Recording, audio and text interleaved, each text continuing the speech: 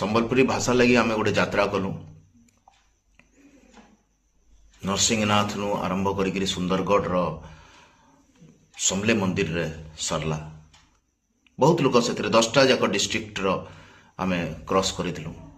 बहुत जन से सामिल हेले किंतु एसन तक भाषा के मान्यता मिलवा कि नहीं मिलवा तार विषय किसी जना नहीं पड़वार। जदिओ ओडिशा सरकार लिखिकी देइछन केंद्र सरकार को कि संबलपुरी के 8म अनुच्छेद रे सामिल करा जाओ बोलिकी। पश्चिम ओडिशा रे जेन भाषा जेन मातृभाषा संबलपुरी भाषा स्कूल कॉलेज रे पढ़ा हेला भल हेता।